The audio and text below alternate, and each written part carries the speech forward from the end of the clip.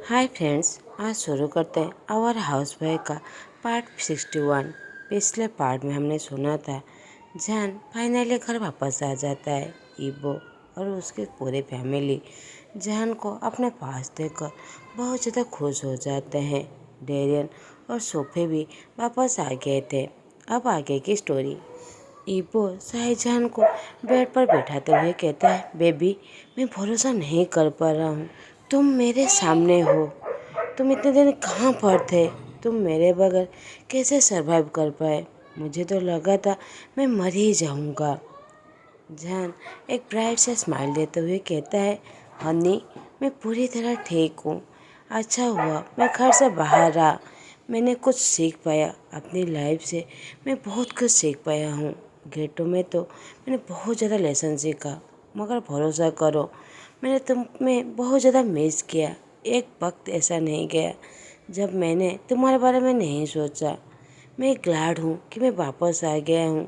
अब मैं कहीं पर भी नहीं जाने वाला। इबो जान के फेस को पकड़ते हुए कहता है, प्रॉमिस करो तुम मुझे अकेला छोड़कर कहीं भी नहीं जाओगे, नहीं तो मैं मर जाऊँगा। जान तो बहुत ज़्यादा वरीड हो जाता है। वो इबो को समझाते हुए कहता है, मैं प्रॉमिस करता हूँ वो, मैं तुम्हारे बगैर पूरी तरह इनकम्प्लीट हूँ। मैं तुम्हें छोड़कर कहीं भी नहीं जाऊँगा। I love you so much. Ibo जान को अपना करीब करते हुए कहता है, I love you too my जान जान। ये कहकर उसे डीपली किस करने लगता है। वो तो भूल ही जाते हैं कि उनके पास उनकी बेटी है। जब कुछ देर तक वो दोनों एक दूसरे से अलग नहीं होते तो श्री अपना फेस लेकर उन लोगों के फेस पर रखकर किस करते हुए कहता है, मैं भी मम्मा डैडी मैं आप दोनों को प्यार करता हूँ। जान अपने बेटे की ऐसे क्यूटनेस पर बड़ी जोर से हंसने लगता है और अपने बेटे के फेस पर किस करने लगता है। श्री तो गिगल करने लगता है। दूसरी तरफ ईपो तो श्री को अपने करीब कर उसे टिकल करने लगता है। बाप बेटी दोनों बड़ी जोर से हंसने लगते हैं और खेलने लगते हैं। जान दूर बैठकर मन में सोचने लगता है, मैं आज बहुत ज़्यादा खुश हूँ। आई होप मेरा मॉम और मेरे डैड मुझ पर बहुत ज़्यादा प्राउड फील करेंगे। वो भी उन लोगों के साथ मिलकर खेलने लगता है। इसी तरह एक महीने बीत जाता है। वांग मेंसन फिर से खेलने लग जाता है। मिसेस सुसन बहुत ज़्यादा खुश थे वो अपने पूरे फैमिली को देखकर। डेरियन और इबो अपने फादर के बिजनेस में उन्हें हेल्प करने लगते हैं। अब वो दोनों न्यू सीईओ थे। मिस्टर वांग अपने दोनों बेटों की शादी करवा देते हैं। वो मिस्टर मांडी से कहकर यांगजी से इबो की शादी को कैंसिल कर देते हैं। दोनों को डिवोर्स हो चुका था और मिस्टर जाओलंग को उनकी सज़ा उन्हें मिल चुका था। आज मिस्टर वांग बहुत खुशी से घर वापस जाते हैं। वो उनके पास एक डॉक्यूमेंट था जो सोफी और टेरियन को बिलोंग करता था। वो तो बहुत ज़्यादा खुश थे। जैसे ही घर के अंदर पहुंचते हैं, सोफी श्री के साथ खेल रही थी। श्री जैसे ही इबो को देखता है वो दौड़ के जाकर उन्हें गले लगा लेता है। इबो भी अपनी बेटी को गले लगाते हुए जान के बारे में पूछने लगता है। तो श्री कहती है, मामा अपने रूम में अभी भी सो रहे हैं। आंटी ने कहा कि आप मामा को रात भर तक सोने नहीं दी, जिसकी वजह से वो बहुत ज़्यादा वीक हो गए हैं। इबो तो सोफी की तरफ ग्लेयर देते हुए देखने लगता है। डेरियन अपने वाइफ को किस करते हुए कहता है, तुम्हें इस तरह बच्चों से बात नहीं करना चाहिए। सोफी बड़ी जोर से हंसते हुए कहती है, ऐसी बात नहीं है, वो तो इससे भी ज़्यादा रस्ट क्वेश्चन करती है जो तुम लोग भरोसा भी नहीं कर पाओगे। इबो कहता है, आई होप तुम इस बारे में कुछ भी एक्सप्लेन नहीं किए होगे। मुझे पता है तुम और मेरा भाई पूरी तरह सेमलेस हो। तुम तो बच्चों को इस तरह का बातें मत सिखाना। सोफी अपनी आंखें को रोल करते हुए कहते हैं, देखो कौन कह रहा है जो रात को बड़ी जोर से चिल्ला रहा है। श्री अपने डैड से पूछते हुए कहता है, डैड आप रात को इतना तक क्यों चिल्ला रहे थे?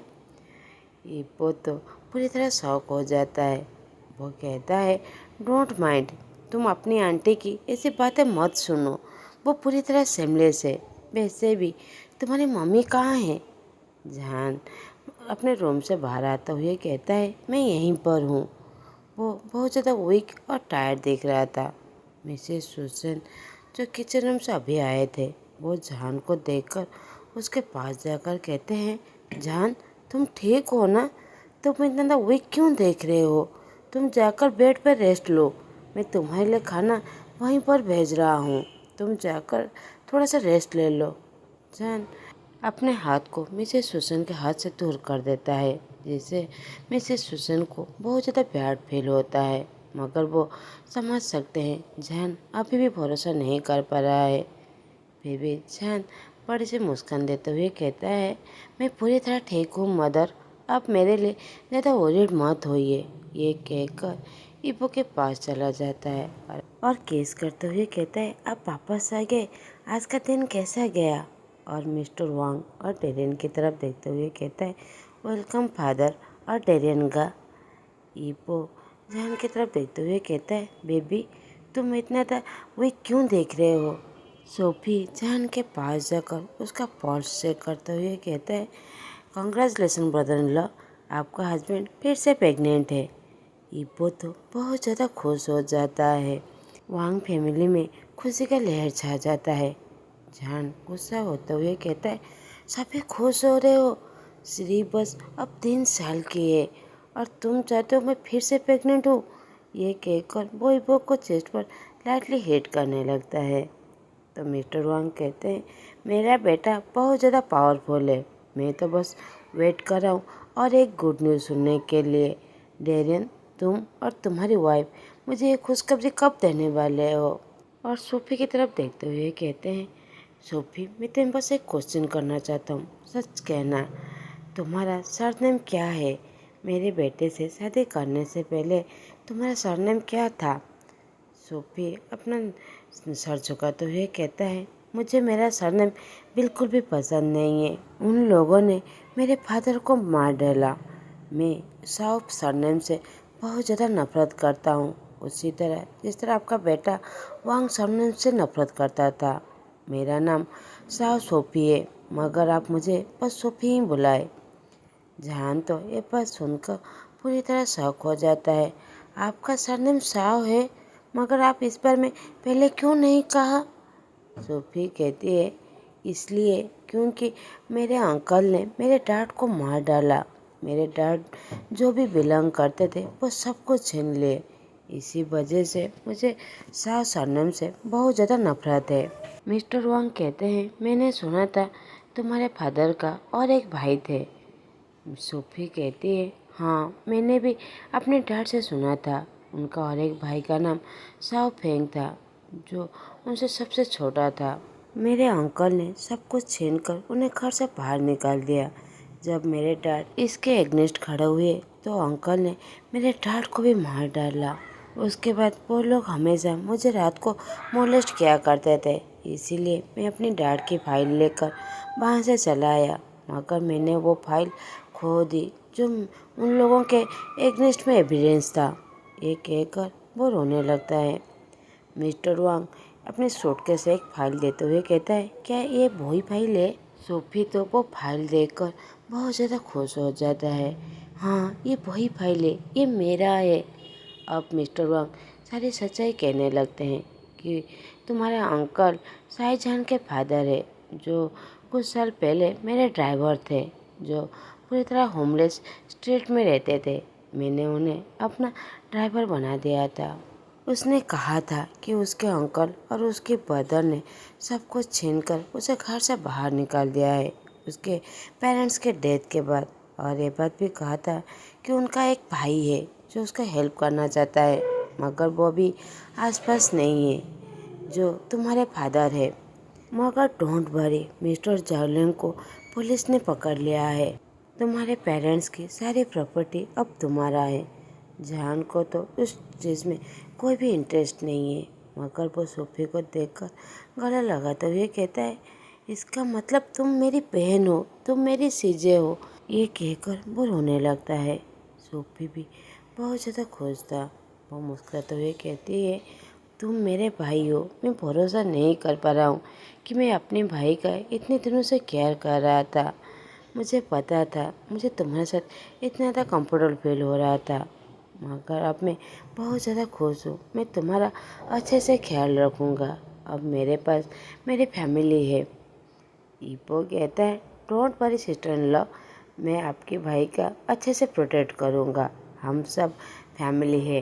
डेरियन तो सेमलेसली हंसते हुए कहता है, हाँ एक फैमिली, दोनों भाई दोनों सिबलिंग से शादी कर चुके हैं। ईबो कहता है, क्या तुम सभी एक डिनर पार्टी पर चलोगे जो हमारे दोस्तों के साथ है? जान तो कोई इंटरेस्ट नहीं था। वो कहता है, नहीं, उन लोगों को मना कर दो, मुझे अच्छा नहीं लग रहा है और फिर मैं श्री को इस तरह अकेला नहीं छोड़ सकता।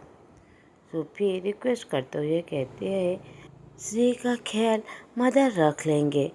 कमन जान, प्लीज़ इस तरह मना मत करो, प्लीज़ चलो ना, सब घूम के आते हैं। मिसेस सुसन भी कहते हैं, हाँ तुम लोग वरीड मत हो, मैं अपनी डॉटर इन लॉ का अच्छे से ख्याल रख लूँगा। तुम लोग जाकर अच्छे से घूम कर आ जाओ। जान फाइनली उन लोगों के बातों पर मान जाता है और वो सभी बहुत ज़्यादा खुश थे।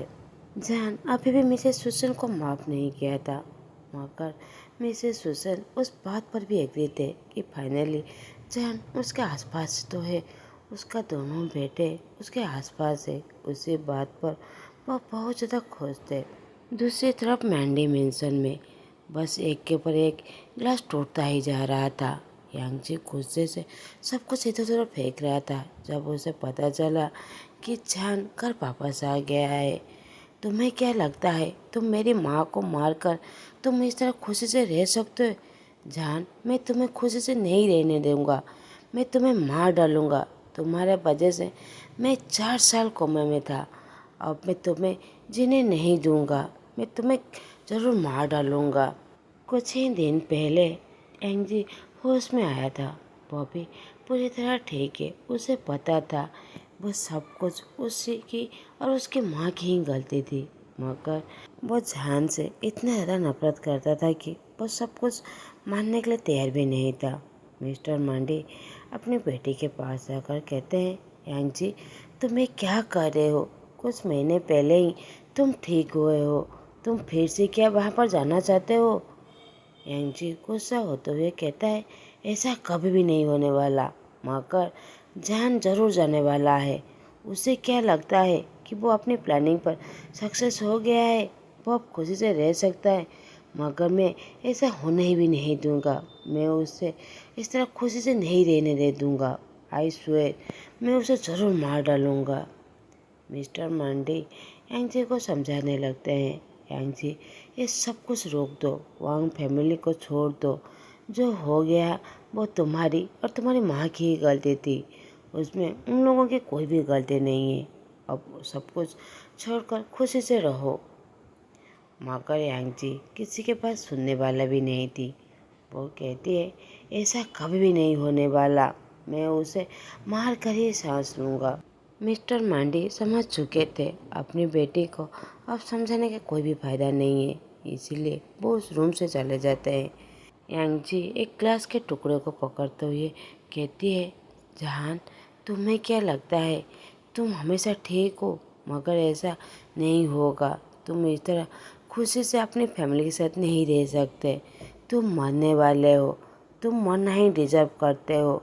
मैं तुम्हें जला दूंगा, जिंदा जला दूंगा, मैं तुम्हें मार डालूंगा, आई प्रोमिस यू। ये कहकर वो पागलों की तरह हंसने लगती है।